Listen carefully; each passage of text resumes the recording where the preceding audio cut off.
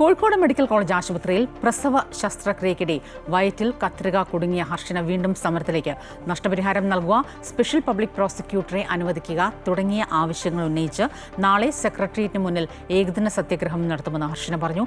ആവശ്യം അംഗീകരിച്ചില്ലെങ്കിൽ ആരോഗ്യമന്ത്രിയുടെ വസതിയിലേക്ക് സമരം നടത്താനാണ് ഹർഷിന സമര സഹായ സമിതിയുടെ തീരുമാനം. 8 വർഷമായി താൻ അനുഭവിക്കുന്ന ശാരീരികവും മാനസികവുമായ വേദനയ്ക്ക് ഇനിയെങ്കിലും നീതി ലഭിക്കണമെന്നാണ് ഹർഷിനയുടെ ആവശ്യം.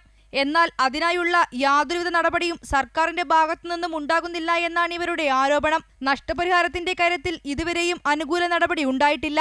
സർക്കാർ തനിക്ക് വിദഗ്ധ ചികിത്സ ഉറപ്പുവരുത്തണമെന്നും ഇവർ ആവശ്യപ്പെടുന്നു. തന്റെ കേസ് അട്ടിമറിക്കാനുള്ള ശ്രമം നടക്കുന്നുണ്ടെന്നും അതുകൊണ്ട് തന്നെ സർക്കാരിന്റെ ഭാഗത്തുനിന്നും സ്പെഷ്യൽ പബ്ലിക് പ്രോസിക്യൂട്ടറെ അനുവദിക്കണമെന്നും ഇവർ പറയുന്നു. ഈ ആവശ്യങ്ങളെല്ലാം മുൻനിർത്തിയാണ് ഒക്ടോബർ 8 രാവിലെ 10 മണി മുതൽ സെക്രട്ടേറിയറ്റിന് മുമ്പിൽ ഏകദിന സത്യാഗ്രഹ സമരം നടത്തുന്നത്. പ്രതിപക്ഷ നേതാവ് വി ഡി സതീശൻ സമരം ഉദ്ഘാടനം ചെയ്യുമെന്ന് ഹർഷിനയും സമരസഹായ സമിതിയും അറിയിച്ചു. തുടർ ചികിത്സയെങ്കിലും സർക്കാരിന്റെ ഭാഗത്തുനിന്ന് ഉറപ്പുവരുത്തണം എന്നുള്ളതാണ്. ആരോഗ്യമന്ത്രി കൂടെ നിരന്തരം തുടക്കം മുതൽ ഇപ്പോഴും ഹർഷിനന്റെ കൂടെ ഉണ്ട്. നീതി ഉറപ്പാക്കുമെന്ന് പറയാൻ തുടങ്ങിയിട്ട് വർഷം 3 കഴിഞ്ഞു.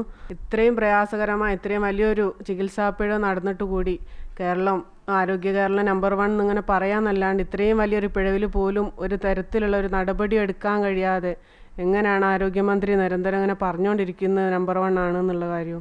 സമരത്തിൽ പരിഹാരമുണ്ടായില്ലെങ്കിൽ ആരോഗ്യമന്ത്രിയുടെ വസതിക്ക് മുമ്പിൽ സമരം നടത്താനാണ് ഇവരുടെ തീരുമാനം. 2017 കോഴിക്കോട് മെഡിക്കൽ കോളേജ് ആശുപത്രിയിലെ പ്രസവ ശസ്ത്രക്രിയയ്ക്കിടെ ഹർഷിനയുടെ വയറ്റിൽ കത്രിക കുടുങ്ങിയത്. 2022 അത് നീക്കം ചെയ്തത്. അമൃത ന്യൂസ്, കോഴിക്കോട്.